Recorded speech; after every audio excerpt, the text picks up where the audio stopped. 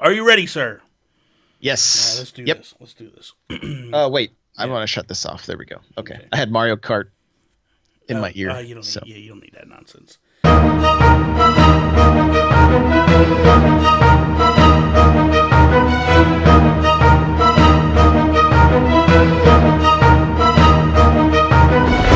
What is up, everybody, and welcome to another special episode of Nintendo Talk. I am Bobby, the Nintendo Guru, joined by my good friend here, Mr. N64 Josh. How are you doing, sir? what's happening, brother? Thanks for having me on. Oh, please, that's even a choice that I have at this point. Like, you know what I mean? Like, I'm bringing all these big YouTubers on and stuff, and I'm like, well, I gotta have Josh. And then you scraped the bottom of the barrel and found me down there. Trust me, I got that. I did that when I had Pat on. Pat's on today's, and that's scraping the very bottom right there. Oh, poor Pat. Sorry, Pat. Nah, he knows I love him. Me and Pat, he's like my little brother, and he's so much like my little brother, where like I give him shots, and he just fires right back. Like he don't hold Love off at all. And it's like little digs that like it's these smart digs. Like not it's like I know you and I can hit you low. And nobody else knows I'm hitting you low, but we know I'm hitting you low. And I'm like, you son of a So for those that have been paying attention here, we've been continuing this series where every single day leading up to E3, we're going to have a different guest on, and we're going to be getting their predictions, and then I'll be discussing it with them and going on about that route. So far, it seems like people are enjoying this. This has been so much fun for me. So we'll see if this continues. Today might derail a little bit, and it might not be as good as people expected. So What? if I am not known for derailing anything. that's ever. that's a lie. Number one, that is such a lie, and and you're a troll, and it's What? just there's so much of this that's going on. You just outed me just like that. Like, Listen, somebody has to. Somebody has to. I don't know. I have never trolled anyone in my life that I didn't love. Okay, I was gonna say you better, you better, because man, when we were racing every single race, you're winning. GG. And, yeah, GG, and I'm like this son of a, and it was just like little nonsense. Even last night, like when I was racing you, I was like one behind you every single time, and I was getting so mad because I'm like, dude, I pass him, I think I'm good, and then when the checker flag. I look, and he's one ahead of me, and I'm like, "Oh, this is kill." I'm getting so mad right now. We take Mario Kart very, very Of seriously. course, and, man. It's amazing. Yeah. So here's the thing: for those that are living under a rock right now and don't know who you are, please enlighten them and explain to them who you are, what you do, and all that stuff. Yeah, so I'm N64 Josh. I'm that everywhere. Like branding is all N64 Josh. So you can find me on YouTube, of course. I stream on Twitch, and I podcast for days. I got the Nintendo Powercast going strong. Just retired the Smash Bros. Cast. It's still up on iTunes if you want to check out those 80 episodes. They're still there, and the first ones are pretty bad, but if you want a good laugh, go check them out. Especially if you're a fan of Smash, you'll be like, did this guy just give me advice to roll? But the idea of that cast was just to kind of learn with me, not for me to be the expert there, because I definitely was not. And so it was fun. And then I just recently started the Super Mario Maker podcast. There are 2 episodes up everywhere now. Nice. So nice. yeah, Check that out. I have to check that one out. That'll be interesting.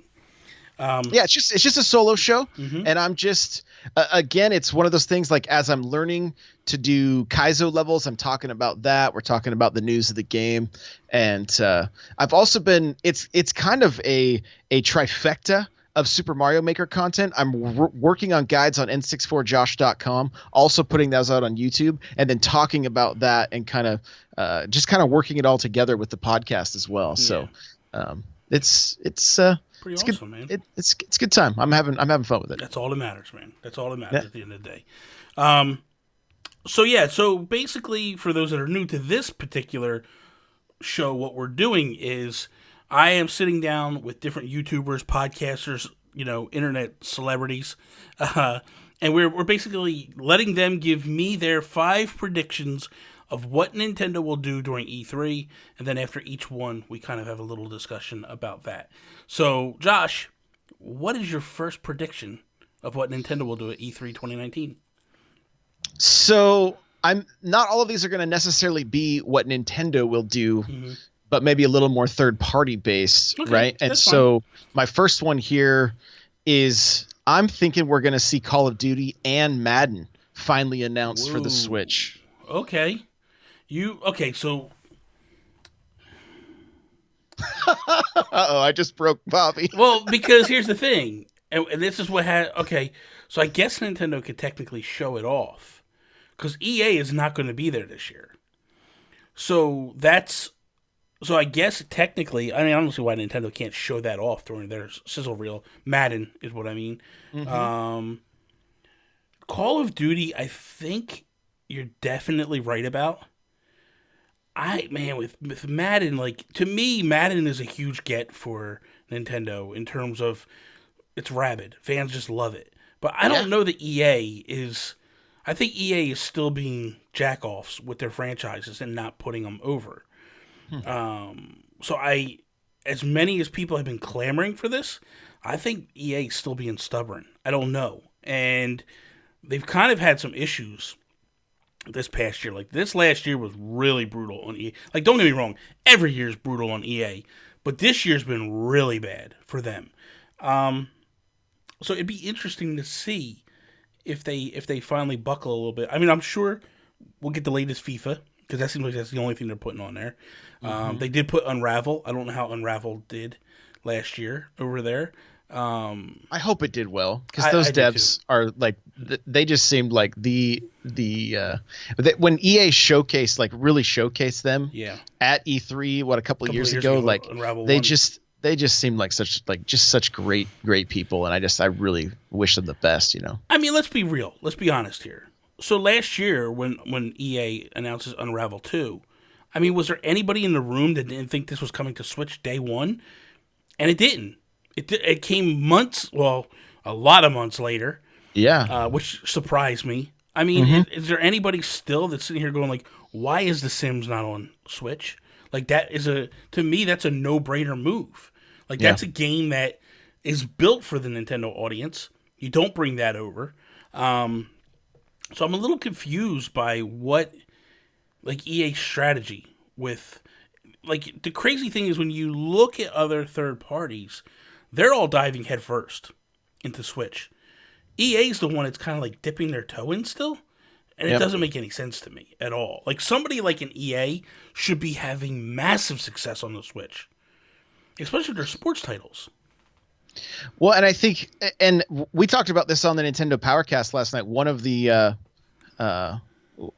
of my co-hosts, his guess is that Apex would be making its way over. Yeah, I think which has probably been one of EA's biggest successes this year. Yeah.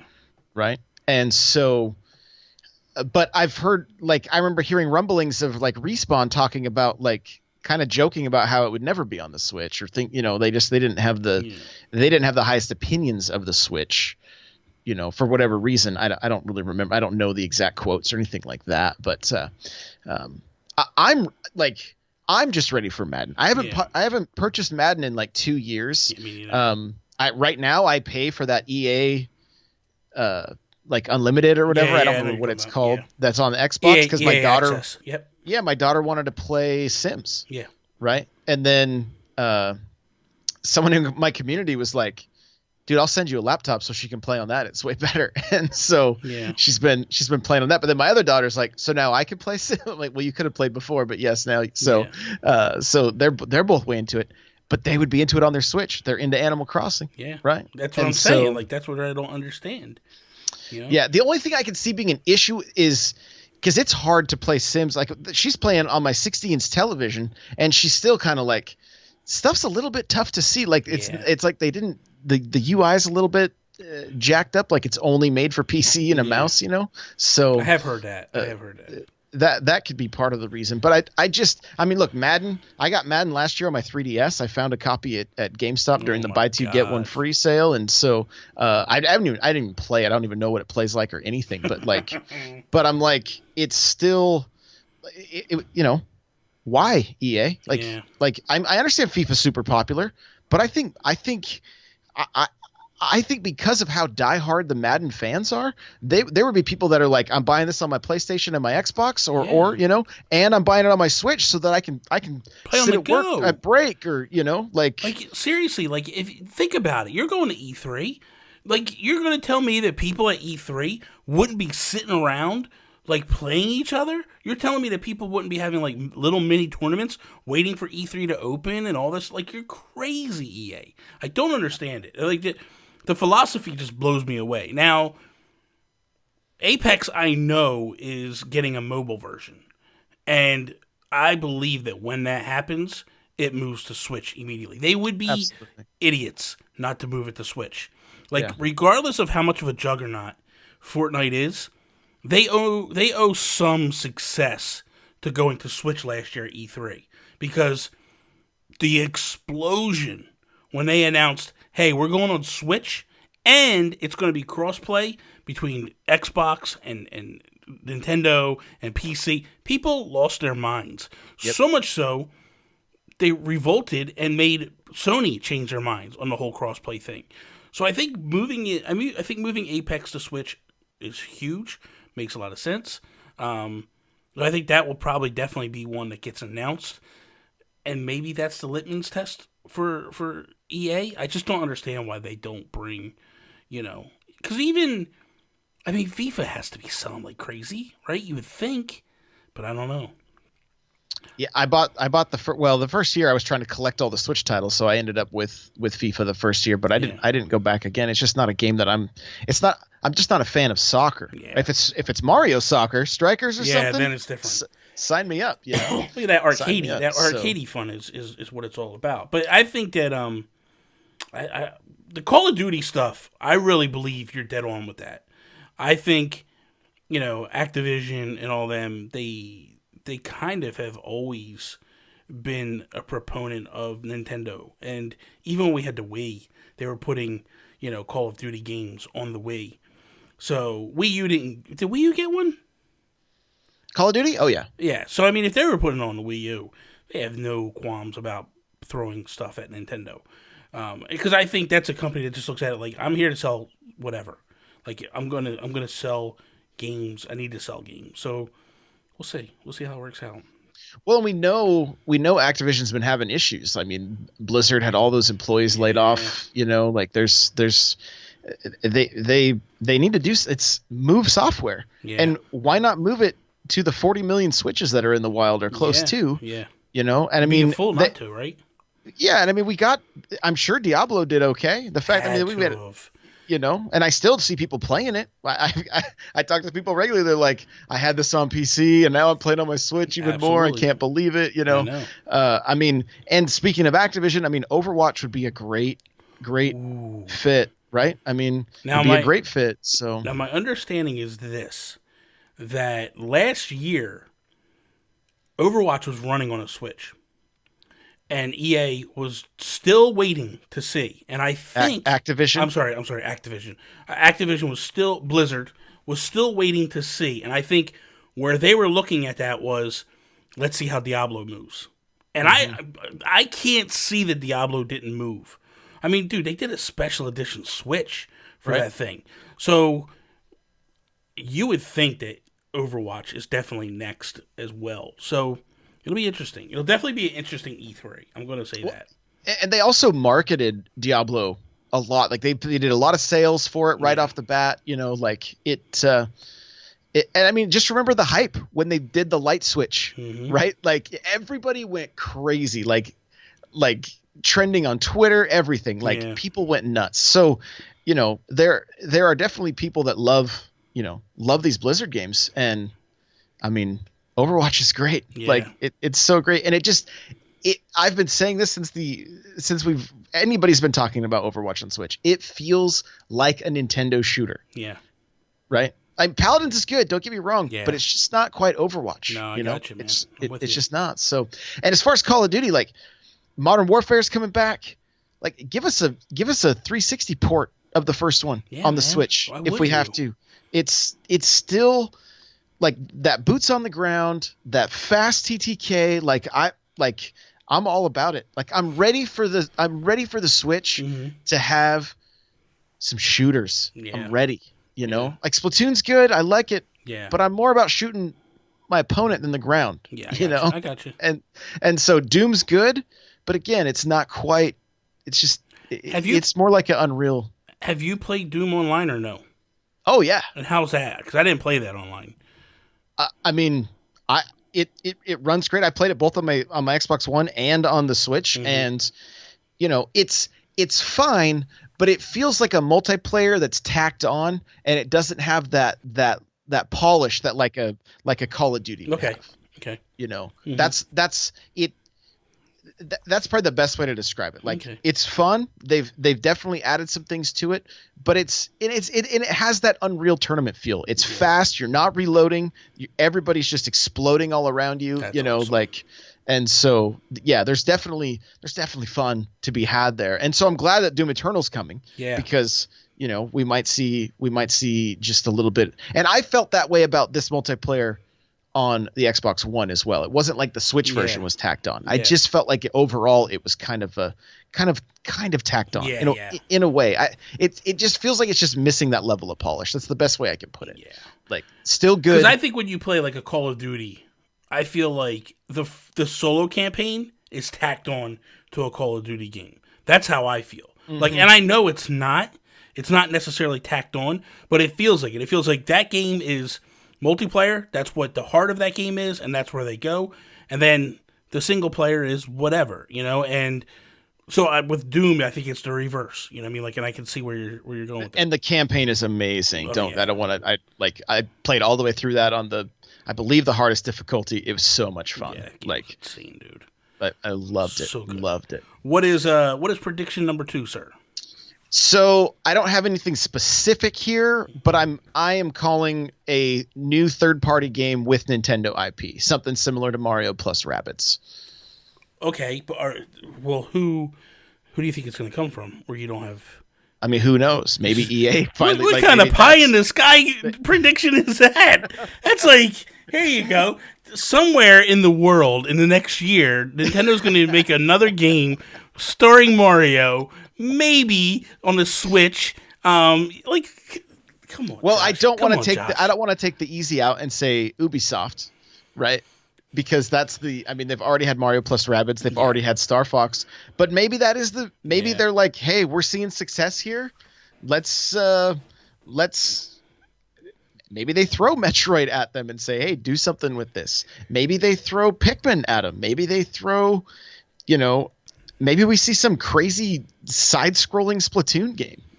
I don't. Yeah, I think we. To be honest with you, I think we definitely see Mario Rabbids 2. There's, in my mind, I think that's a definite over there. I think that first game did so well, the expansion did so well that is there. That is going to be a franchise for a while with Ubi. Starlink, I'm not sure.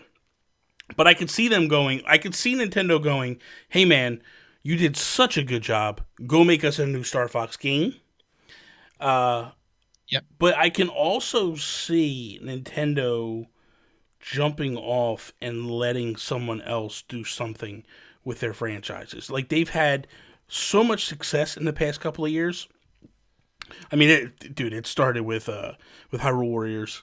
Yep. People were like, the Warrior what, series. what is this? Like, people are like, no. But it did very well for them. Fire Emblem Warriors was the next one. And then you look at what Ubisoft has done in the past couple of years.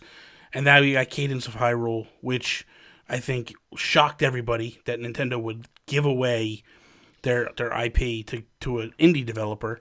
So I think that it's very safe to say that we're going to see something from Nintendo and a third party, like a new IP, or not a new IP, but a Nintendo IP on something new. I mean, I would be ecstatic, like absolutely over the moon, if Nintendo gave Metroid to an indie dev and said, make us a 2D Metroid while we're waiting. And they had just a trailer running for that's coming out, December, early, fourth quarter next year or whatever. I know who I want to do that game. Who would you Me too. Who would you pick to do that game? Yacht Club Games in a heartbeat. You would pick Yacht Club to do a Metroidvania. Mm-hmm.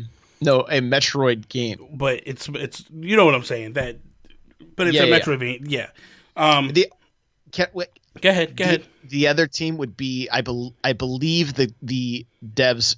I believe it's Way Forward. Okay.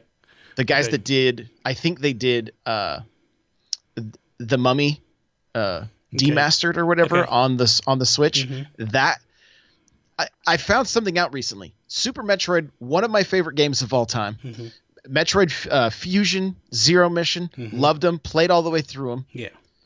Cannot find myself getting into other Metroidvania style games. I beat Castlevania last year for the first time. I can't find myself. The Mummy Demastered, really enjoyed it.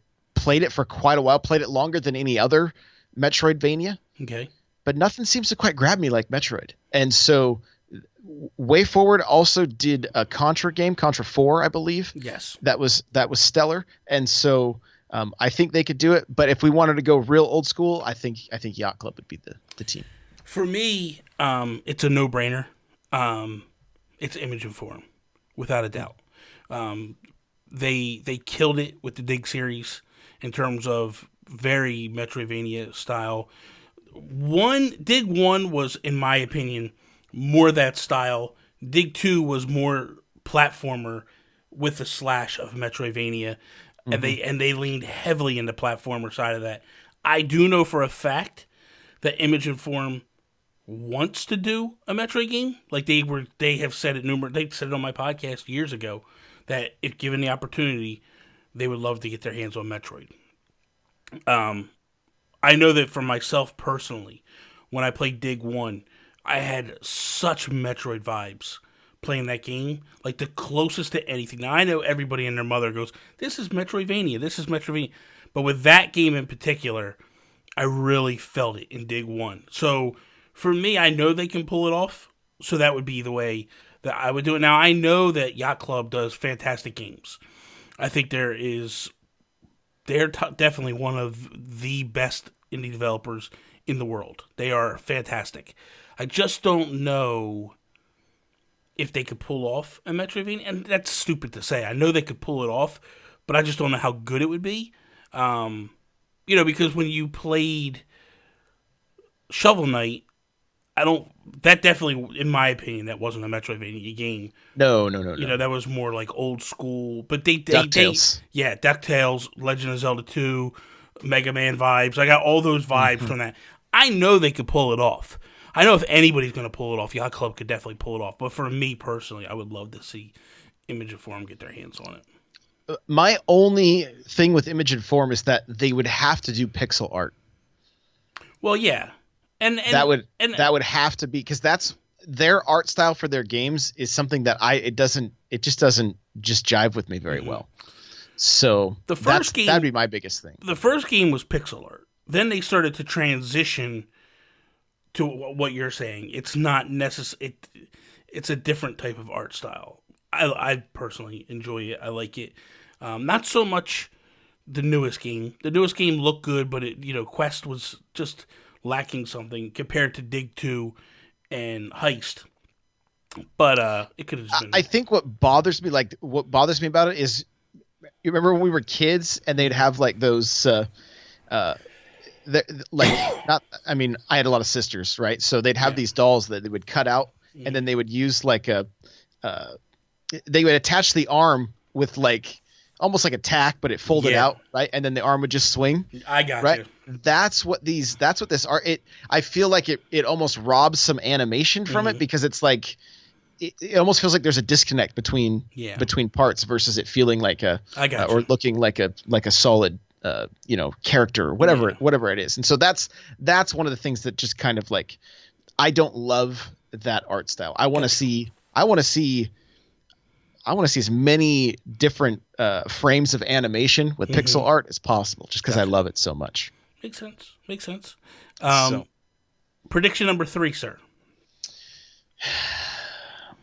I am leaning heavily towards Nintendo bringing a lot of DLC this E3 to past IP. Yeah. I think we are getting into a time where third parties are finally going to This is a two-part thing. I think third parties are going to really shine this year and start announcing games for 2020 because they've had this. That'll be year 4 for them. Mm-hmm. And they are seeing that the success of the Switch, they probably saw it year 1 and started creating games. Yeah. And I think Nintendo has been juggernauting everything so much that they could finally go, we just need to kind of fill in some gaps here and make some of these games a little bit better, add a little more content. You got Super Mario Party is in desperate need of a revive. Yes. Like please get the defibrillator out and bring that game to life with online mode, free update, and new map. Bring back to the best maps, the best stages, and some of the best mini games from past Mario parties if you have to. Yeah. Like and add in some of the motion controls, mix things up. Like there's kind of a deep well, sometimes not the best well that they could draw from, but there's definitely something there. You've got Odyssey that's just been like, other than costumes, like give us a Sunshine DLC, give us a 64 DLC for Odyssey, you know. I have no, give us Galaxy DLC, but allow Cappy to be used in these games. Yeah. I think it would be killer. Throw Flood back on with Cappy mixed in. Like, who knows, you know, who knows the possibilities there. I'm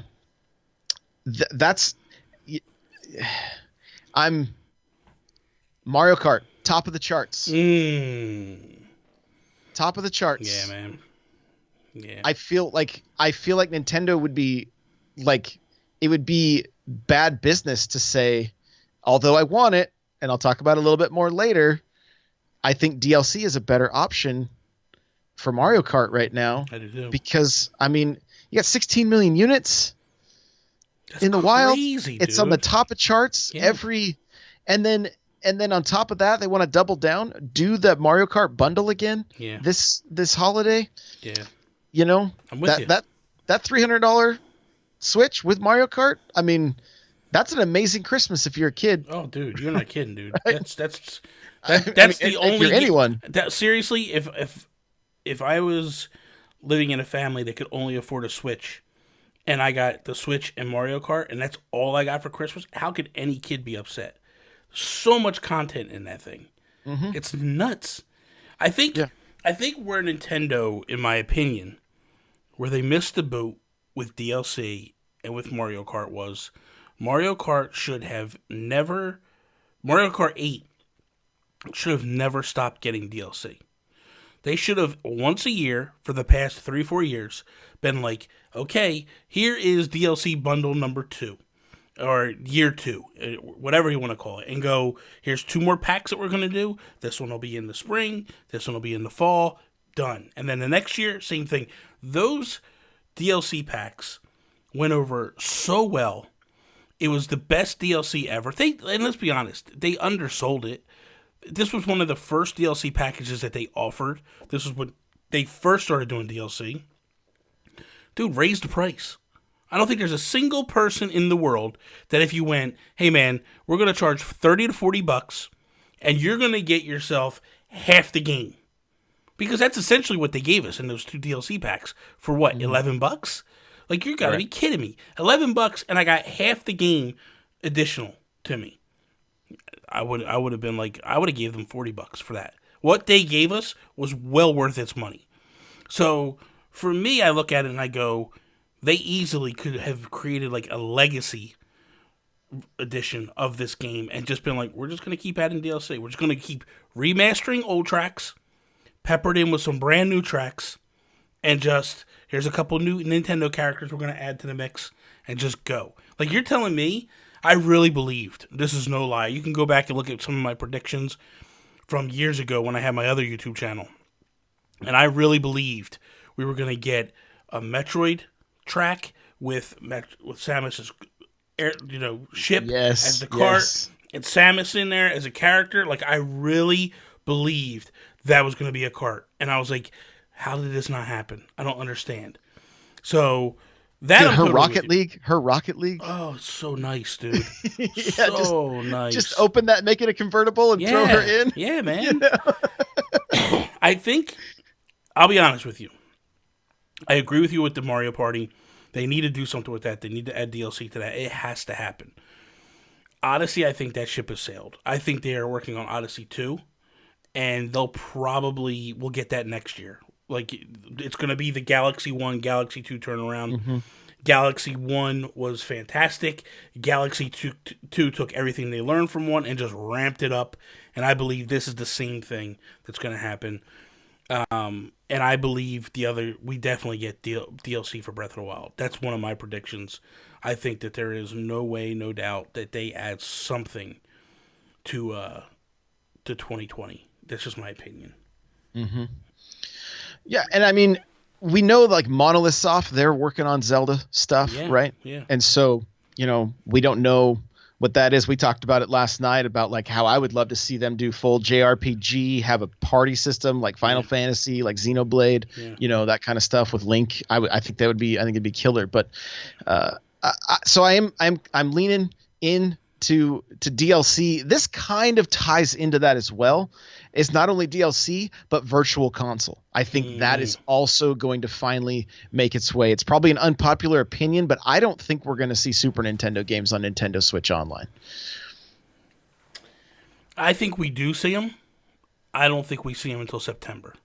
I don't think we see them until year 1 is done, and that's the way they persuade people to up and go. Like, anybody that bought a year, okay, this is why you're going to get year 2.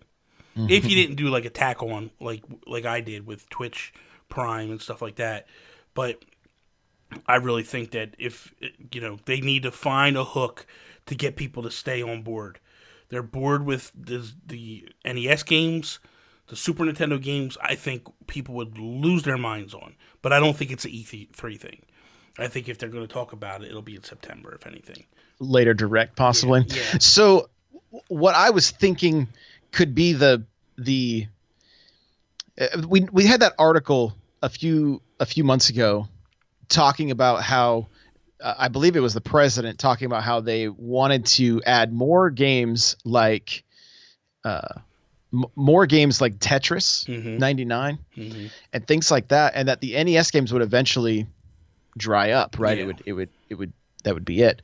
And so what I wouldn't mind seeing is if the NES games eventually do dry up, then start creating games like the NES Remix that came out on the Wii U and the 3DS. Yes. Like where there's leaderboards, you're doing little mini games. Those games really would be a perfect fit to put onto Nintendo Switch Online. Yeah. And I think there could actually be a little bit of hype around those things. Yeah. And I mean, look, if you have nostalgia, NES games are a lot of fun. Yeah. If you don't have that nostalgia, they're garbage. Short of like Super Mario 3 and some of the actual like real gems on that system. Yeah. It's kind of hard to go back to for some people. Yeah. And I get that. Like I totally get it. I think if they could offer more unique titles like that to keep Nintendo Switch Online to add value to it, and then offer discounts for their virtual console by being a Nintendo Switch Online, or even saying, yes, you get a free game, but you actually get to keep the game out of the library versus, just having the Netflix style thing going on with, so be a little more leaning towards what Xbox and PlayStation does. But I would say even lean more towards Xbox, where the game is yours even after you stop the service. Nice. That'd be cool. I'd be down for that. And the other hope with that is that because I've already purchased Super Mario Brothers or Link to the Past or whatever so many different times, keep like when I bought it on the Wii, when I then went to go get it on the Wii U, it was like $1. Yes. Or $2. Yes. Right? They know what's on my account. Yeah, they know.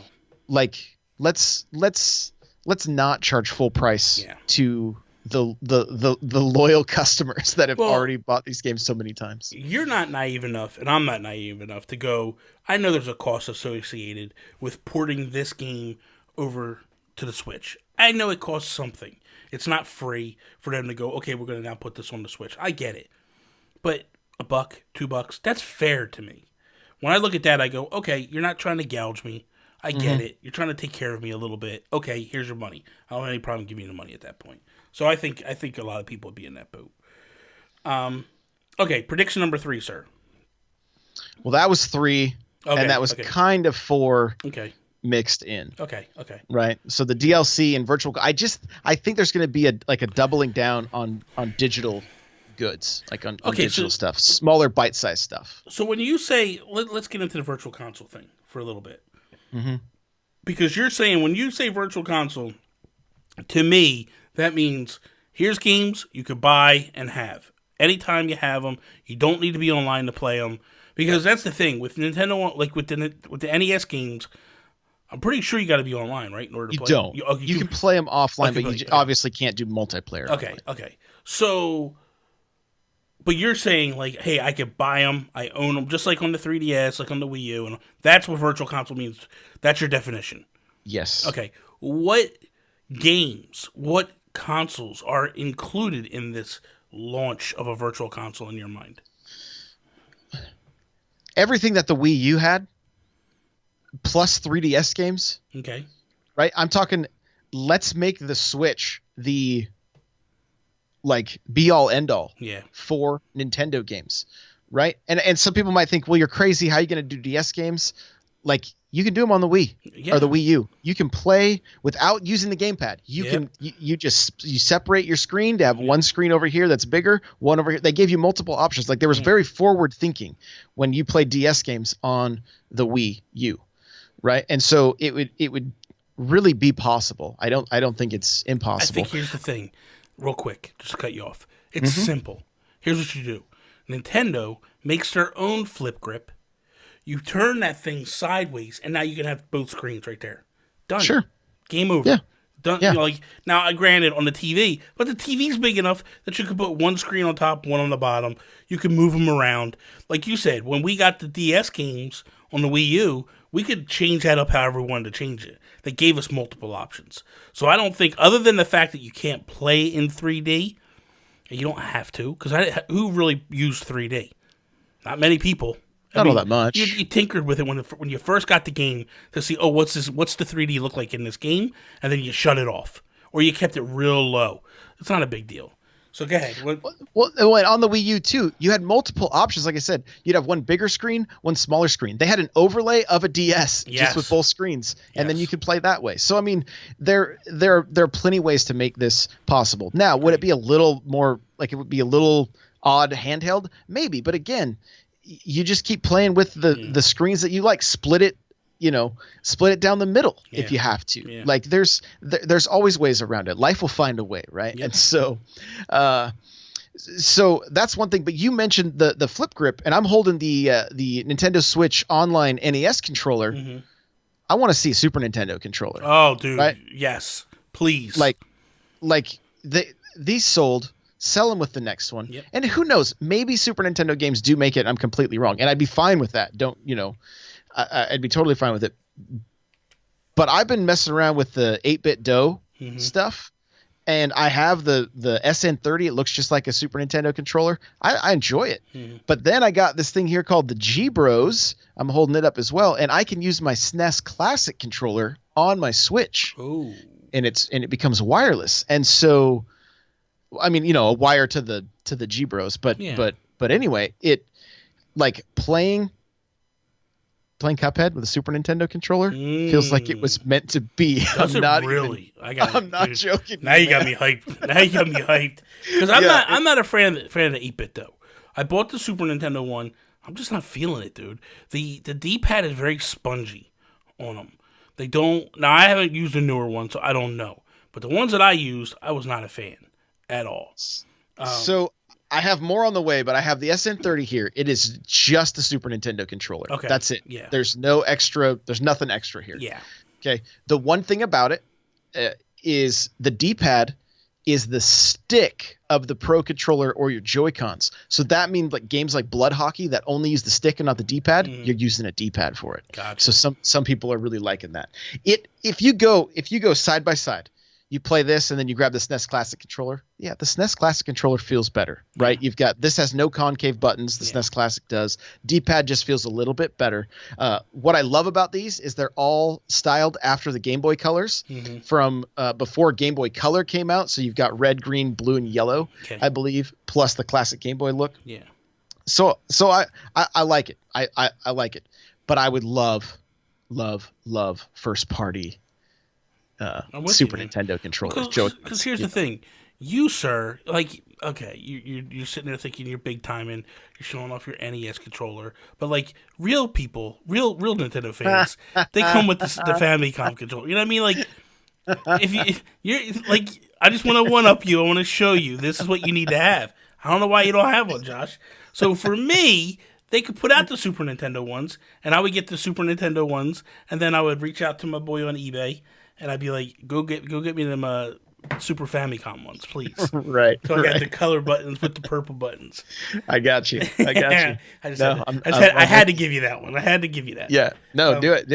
But I think some of those peripherals, and I mean, look, sell a 64 controller that's wireless if you want to, right? I mean, I don't know if people would love that or not. I don't have 3 arms yet. I mean, I thought we'd finally be at that state this far into the future, but it's just not quite there yet. Yeah, but exactly. and then we've already got GameCube controllers. If GameCube could make it, I don't know. I know that there's some, but I think what they could do is they could really dig deep into the GameCube's past library, give us HD remakes of some of those games once they run out of Wii U ports, and so that may be what happens there. So just basically from the NES or Super Nintendo up to the 64, but also with the hands like the DS and 3DS, like, because I just don't know how. I mean, maybe Wii works. It works on the Wii U and stuff. I'm not sure about all that, but and drip feed these things, right? Because I think initially a lot of us were thinking like, hey, maybe there's no virtual console because Nintendo wants people to get into these indies, and it's worked. And I feel like they have in a way trained the consumer to know that, hey, the Switch is good for indies, and there's great titles on here. But now you can start, like, if they don't flood the market with the virtual console games, I think they can both be together in this, and so, who knows? But the one thing I'll say before we move on to your final prediction, the one thing I'll say is I never understood why every single time we got a virtual console, we had to start over from scratch. That mentality just doesn't make any sense to me. Agreed. Like, you killed it with the Wii, and then you totally went backwards with the Wii U. And it was like, what is happening here? Like, why in the world did you not take what you had on the Wii, move it to the Wii U automatically, day one, and then just add to it? You know what I mean? And keep continuing. The library is so massive that they still wouldn't have all the games added to it. You know what I mean? Like, you would still be getting games today that we don't have. Because now you would be onto the Wii, and then and we're on the Switch, then we can start doing all the Wii U stuff as well and making that something. So I hope that when the virtual console comes, they don't just go like, hey, here's Super Mario Bros. 1, 2, 3, and then next week you're going to get the Zelda game. Like, don't do that. Give us a big chunk. Go, hey, everything that's available on the Wii U, here it is, and now we're going to grow from there. And that would be the fair thing to me, to go like, whatever's on the Wii U, move on from there. Be the smart thing too. The only to kind of counterpoint that, the only thing that concerns me is just the eShop would literally be top 30, nothing but virtual console games at that point, and any indie dev launching anything would be just lost in the shuffle at that point. Well, for me, you'd have to separate that. Like, let's be fair, let's be real. That eShop is trash. They really need to fix that as it is. So they can. So they could do top virtual console games, top indie games, top retail games. Yes. Which it should be that way anyway. They should be separating indie games from. They kind of do now with the download only games, right. But they really should be like, hey, here's download only, here's retail or whatever.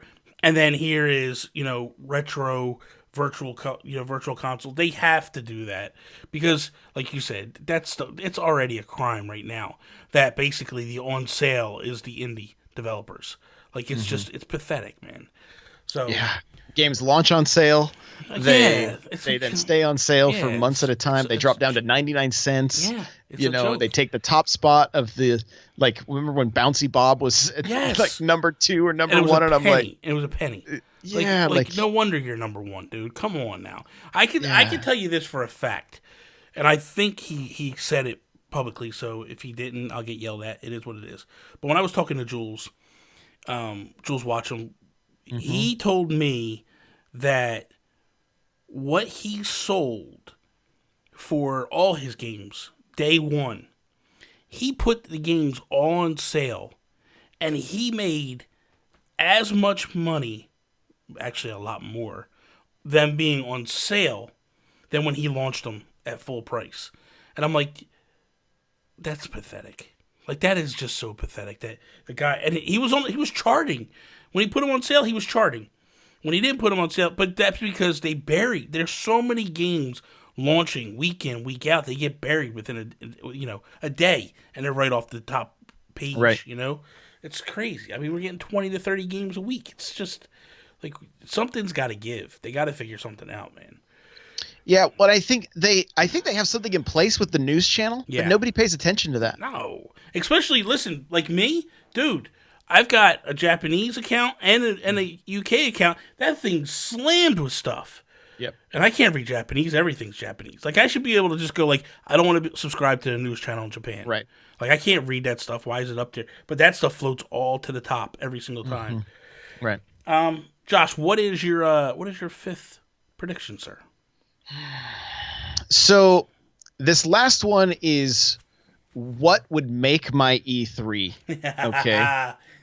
All right. So it's not necessarily a prediction, but more of a what I would absolutely make my E3. Okay. The first would be the rev of the engine, the squealing of the tires, and Mario Kart 9 Ultimate. Ooh, Everyone's here. God. Would God. I said earlier, I don't think Nintendo's going to like supply and demand. There's still a huge demand for 8. Yeah. Right. Yeah. But maybe that sells 8 if they say this is coming, 2020. Yeah. Right. It's the game that's out a ways. Yeah. The reason I think it's Mario Kart, the reason is, what other IP does Nintendo have left that hasn't already hit the Switch that is in that top tier? Yeah. That is a new title. Odyssey's here, Zelda's here, Splatoon 2 is here, so we could see 3 maybe. Yeah. They're like, we know about Metroid, but again, is that really top tier? Like Mario Kart, we got Pokemon coming this year, Animal Crossing coming this year, like Smash is already here. They're short of like some sports titles making their way, like golf and soccer and stuff like that. Yeah. I feel like Mario Kart 9 is the next big hitter. Here's the thing. Mario Kart as a whole is the number one franchise that Nintendo has. That is the system seller. That is always, every version of a Nintendo console. That is the number one seller across the board. A game that, by the way, is old. And the only thing they did with the deluxe version is added battle mode. Mm-hmm. A game that they just were like, hey, all the DLC on the Wii U is here. We're going to add battle mode. Go. Dude, that game has the most copies sold across the board. Which, by the way, Zelda had like a couple months or a month lead. It's burying Zelda, killing Zelda. Odyssey comes in, can't touch it. Like, it's madness how many copies they sold. So for me, what I would love to see them do, this ultimately would be my favorite thing or best thing if they could do. Because 8 is probably my favorite Mario Kart ever. Other than the fact of the AI, it's horrible with that game. Meaning, if you start that or you fall to the back of the pack, you can't get back to the front. Like, you have to struggle and work to get to the front. And there's a lot of luck. Like, I've literally played that game using boosts and bullets, and you don't gain traction on the guy ahead of you. And so, other than that factor, where it feels like it's so hard to go from last to first, and so easy to go from first to last in that game, there's no, that part of it is just needs some work, some fine tuning, I think, to balance. But 8 is my favorite of all time, hands down. So I'm a little leery with them putting a 9 because I'm afraid, what are they going to add? What are they going to take away? I would hope that I don't know what they really call it, when the tires flip down, like the hydro gliding or whatever. Like, yeah. I would hope that stays in whatever version moving forward. Zero gravity. Zero gravity. I would hope it stays moving forward. But I would love a 9. But what I would love for them to do is, I would love for them to go, listen, 9's not going to be here till end of 2020, early 2021. But here's another DLC pack to hold you over until that gets here. I'm right there with you. And that would be a fantastic thing, man. And so as far as 9 goes, the way I see it happening, do the same engine as 8, add those balances and those things, like they give it the Smash treatment. Yes. Okay? Bring every track that has ever been made for Mario Kart into this game. Every character, Funky Kong, everybody, bring them back. Tweak the items. Look, maybe, maybe you have at the beginning of the race, like, people vote not only for the map, but they also vote for the item set that is tied to the games on those maps, right? Like I want the Wii U items or the Wii item set. I want the 64 item set, whatever the case may be. I don't, that's something that could just happen over time. They'd have to figure it out. On top of 9, coming with all those tracks, right, which is a massive amount of content. Kirby DLC, Metroid DLC, Star Fox DLC, Zelda DLC, Animal Crossing DLC, Splatoon DLC, ARMS DLC. Let's get crazy here. Yeah, man. Absolutely. I mean, and now that game is going to last. I mean, that's going to last forever. They could, like I said earlier, this could be their legacy edition, meaning this game is the game that launches and stays for years. This game could legitimately, let's be realistic here. This game could legitimately be an 8, 9, 10-year game if you add DLC every year. You know what I mean? Like, you take the ultimate stance with it, and then every year you're just throwing more DLC to it and going like, hey, here's some new Mario gear that you could wear. Here's some Link gear you could wear. Here's Princess Zelda in the game this time. Now we're going to get Ridley in the game. Like, you could add characters through and through and through and continue to just keep it fresh. Like Earthbound. Why couldn't Earthbound get characters? And a track. Like, you're driving through Onett. Like, you could do so much with this game and really kill it. And just because what they showed me, 2 things. One, with the tracks that they brought in that were basically Nintendo tracks, meaning the Animal Crossing track, the Excite Bike track, which was still one of my favorite tracks of all time. Right. The F-Zero tracks, they showed that they have the ability to think outside the box and create these fantastic tracks. But then when you take the retro tracks that they reimagined, and brought them back, mind blown. Some of these tracks. So there's no doubt they can do it. Donut Plains looks all old, but yet still just so great. It's amazing, dude. You play that thing and it feels like you're playing it on the Super Nintendo, but it's like, no. This is new but old. Like, and that music, the orchestral music, dude, they crush it. Well, and what about those, like, we see this in in other games where, like, they do the classic version and then the HD. Yeah. And then what if you could do the pixel track with the, like Doom, where you go into the rooms and you're playing Doom 1? I mean, there's so much there. There's so much there that they wouldn't have to necessarily add a new feature to the cart. It's good. Yeah. It's great the way it is. Yeah. Now just start, just play. Yeah. Right? Just play with this. Let the creative minds go and create. Okay, so that would make my E3, but there's one more. Oh boy, here he comes. Here he comes. There's I one want more. you to close. Hey, there's one more thing. There's one more thing. There's one more thing. Okay. That is kind of two things, but it's one thing.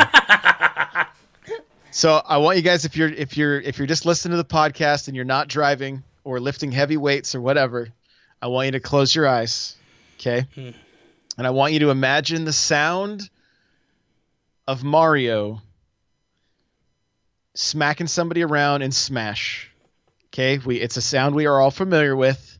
Okay, you see somebody get knocked off the stage. Mario's there, and a sticky grenade sticks his head.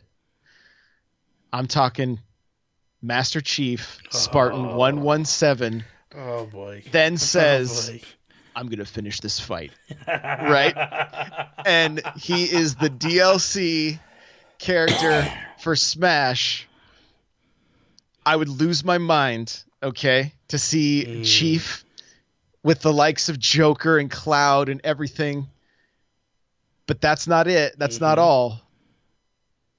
Then it shows Halo on Switch. Oh my god, dude. That would absolutely make my E3 like, whether it could be the Master Chief Collection, I don't know how they would do it. It's so big. If it was just Halo 1, if it was just Halo 2, just Halo 3, I don't care which one. If there is a way to play, if Halo makes its way to the Switch,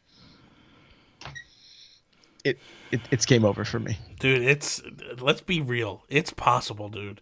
It's right totally now, possible. we're in a world where, like, let's be honest. 5 years from now, I'd be like, Josh, you are the dumbest guy in the world. What is wrong with you? Why would you even think that this is a possibility?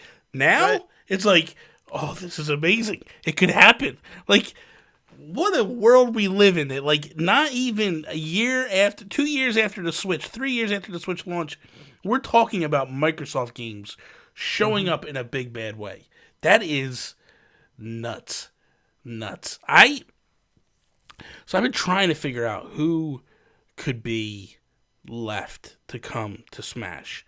And I was talking to Rogers Base, and he thinks he's not sure Master Chief can make it. He thinks that Banjo's going to be the one that gets over from Microsoft. He also thinks that Alucard or Eligard or whatever his name is, the guy from Dragon Quest. So he feels like Dragon Quest and then Banjo are going to be the two that get announced. And I told him I thought that, like, Ryu Hayabusa from Ninja Gaiden was going to get announced, and he just laughed me off the show. So, but I still think that Ryu is going to be one of them, just sometime down the line, because they've never added a Tecmo character. And he is so entrenched in Nintendo NES history, he's an iconic character from the past, that I think we get him. I don't think, now after thinking about it logically, I don't think that happens. I think we definitely get a Microsoft character. And my toss-up is obviously Banjo. I think Master Chief would definitely be huge. And the other one would be the Battletoads. Because I really believe in my gut, we are going to get that Battletoads game the same time on the Switch as well as Xbox. Because I think that Xbox is learning, especially after Cuphead. Cuphead is huge. It's selling big. Like, in Japan, I think it was charted, like, the top 10 or top 5 or whatever it was. It's crazy. They love it in Japan. So I think that Microsoft is looking at it as, this is our way to get more stuff in Japanese hands.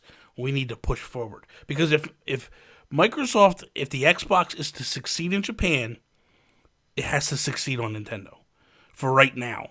And if you get it to the point where it's a Trojan horse right now, and if you get it to the point where all these Japanese kids are playing these games and falling in love with them, and then, let's say, 5-10 years down the line, Microsoft goes, this is exclusive to Xbox. You have all these people now that go, oh my god, I love this franchise. I have to play. I have to get an Xbox now. And it gives Microsoft the opportunity to do this. Or they turn around and go like, oh my god, I love this on the Switch, but man, I want to play it in 4K, so I'm going to go buy an Xbox now. Like, Microsoft is in a real good position right now with what they're doing. So, I think we're going to get one of the three, honestly. The other one, let me throw one more thing at you real quick. Yeah. another one that I think is going to happen, and I've been saying this for a bunch of shows now, and I pray to God it happens. Sea of Thieves. What's your thought if it would come to Switch? Yes. I mean, I know, like, for me, that's not the rare that I love. Yeah. Right? But I know a lot of people really enjoy Sea of Thieves. Yeah. I mean, it would definitely be for somebody. I don't know that it would be for me. I played Sea of Thieves twice. I got locked in the brig both times because, I mean, I stole the ship, and I got the ship pretty far. The 4-man ship, I got it pretty far before I flipped it, and then they locked me in the brig and wouldn't let me out. Jesus. What? So most people, they were actually more impressed that I was able to man the 4-man ship by myself, running between the wheel and the sails. What an idiot! What an idiot! That's all right. When I played the first time, I played with Sean, and because he had access codes, and I was getting drunk and throwing up all over the map and on them. Like, I'm running around. These guys they're all serious. Like, well, here's the map. We need to go here. And I'm like puking all over the map, puking on them. And they're like, what is wrong? But it's crazy when you're drinking. The whole thing starts to sway and get like fuzzy. Right. I was like, this is the best thing ever. And then, like, sure enough, I started throwing up all over them. But it was awesome. Yeah. So, I mean, hey, bring it, right? Bring it. And, who knows what we're going to see as far as cloud stuff, things like that. Yeah. The last thing that I'll say about Halo making its way to the Switch is I can guarantee you that right now in 2019, there are gamers that only own a PlayStation 4 for this generation and have a soft spot in their heart for Halo. They would buy a Switch and Halo in a heartbeat to be able to play that game again, not only to have the online multiplayer, but to then have it on the go. I don't know how Microsoft wouldn't win in this, how it wouldn't be a win-win for everybody. How, if you could go back pre-announcements at E3 between Microsoft and Sony, and you could go back to that time, and what the future holds. You know that by them announcing all this crazy stuff, Microsoft, they are totally going to lose this war. And that Sony is going to curb stomp them to next week. To sit there and go, like, to pull Phil Spencer aside and go, you're making a mistake. Don't do this. Like, I can see Microsoft being a little cocky and going like, no way, we have the future, our fans will follow us. Dude, that first year, they lost so much ground to Sony. Meaning, they lost Call of Duty, which was massive for them. And people thought, like, they're okay. They'll be okay losing Call of Duty. They were not okay. Between losing Call of Duty, between Sony just coming out and going like, hey, you want to trade games with your friends? This is how you do it. And like, that just destroyed Microsoft to the point where it's taken them a long time to get their footing back from that. And let's be fair, the Xbox One had a whole lot of problems. Couldn't run 1080p and all this stuff, and it was having issues. But if you would have told me going into that, like just before they went out and made their announcements, that what they were about to say was going to trip up everybody to ditch them and go to a Sony, I never would have believed it. Never would have believed it. And so I think you're right, essentially. I think there's so many people that own a PS4 that love Halo and love that, but have just never gone back to Xbox because of whatever reason. So I think, and I do believe that the same people that are in that boat bought Switches because the Switch was the thing. And so I think that I'm with you. If Microsoft is able to do this and get this over, it's lights out, man. It's lights out. Yeah, I think they would knock it out of the park. And I mean, could you imagine doing what I like to call online LAN parties, where everybody gets into Discord, you split up into, you get 8 people, you go 4v4 or big team battle if you get 16 people, whatever, and everybody is trash talking and laughing and who sniped me and I can't believe you got that stick. I mean, I feel like, for us, Mario has so much nostalgia, Super Mario Brothers, right? But for the kids that grew up when the Xbox was just coming out, and if their parents let them play Halo, because I know it was M rated. Yeah. Like there is, dude, there's definitely a nostalgia pull there. Yeah. It's been long enough, and man, I just, like I said earlier, I want shooters. And if I could get Call of Duty boots on the ground and old school Halo on the Switch, which doesn't seem like impossible, it'd be it. Game over. I don't even know. I'd probably have to quit my job. I don't know. I'm not sure. I think one final thing that I think we get that I don't think people see coming is I believe Konami starts to put Metal Gear games on the Switch. I believe that they go back into the well and they start working on some of this stuff because I think Konami even themselves are starting to see that like things are selling on the Switch. And they're starting to put these collections together, and I think they're going like, this is easy money, man. This is easy money just to drop this stuff over there. So I could see, especially with Death Stranding coming, I could see Konami just being jerks and trying to troll Kojima and just being like, hey, here's Metal Gear, and just to kind of be like, we don't need you. We got it. We can make money still without you. So with your old games. Yeah, with your old games. And people would buy them. Like, I would buy a bunch of them, you know? There was some. I've never played any of them except like the NES one. My God, dude. The first one was fantastic. Like, legitimately. Like, if you ever got a chance to play Metal Gear Solid 1, if it was kind of remastered, because now it's a little. That game. Is it on my PlayStation Classic? It is. So should I open it to play it? You should probably play it. It's really seriously, it's really good. It's fantastic. So I don't know how it holds up with those trash polygons. I can't even believe you bought one of those. Why would you I got it one? at Target for $25. That you paid too much for it.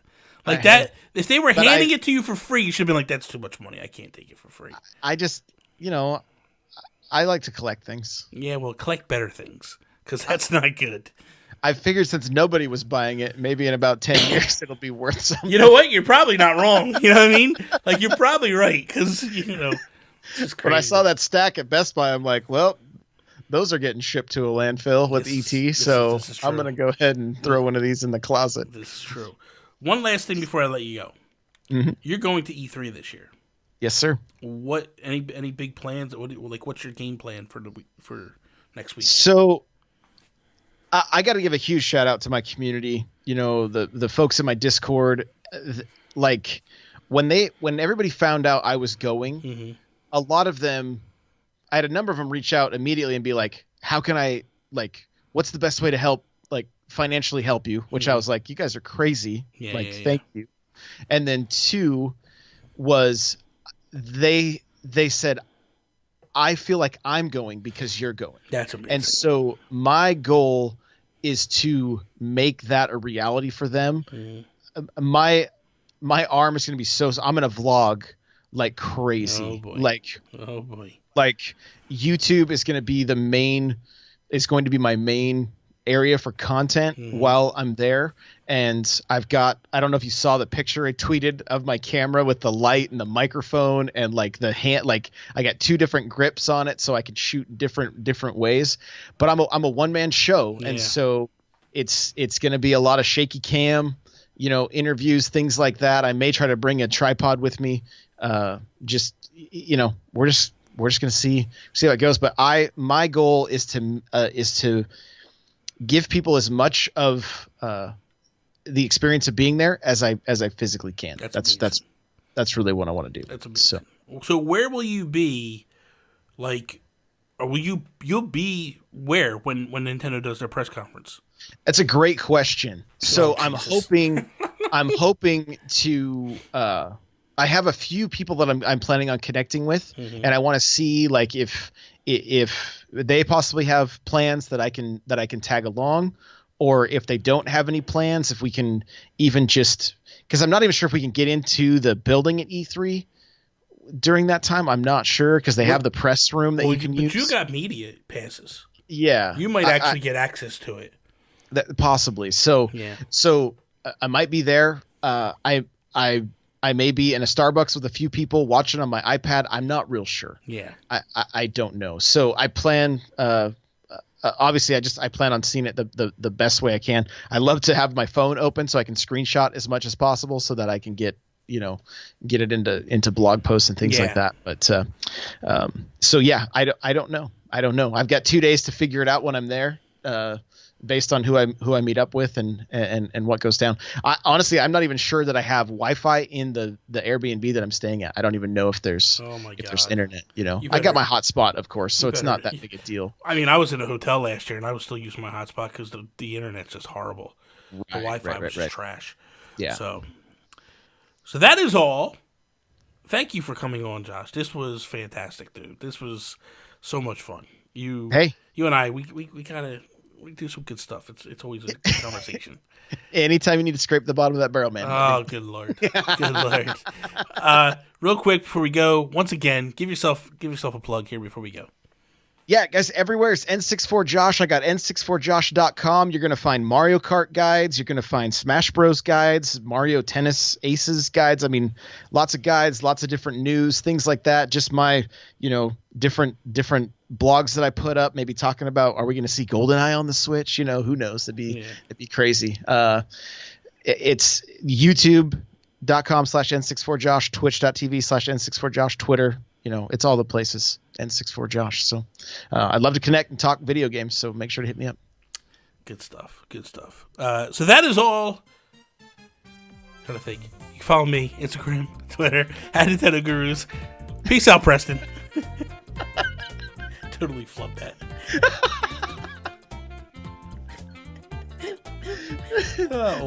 Old age is a bitch.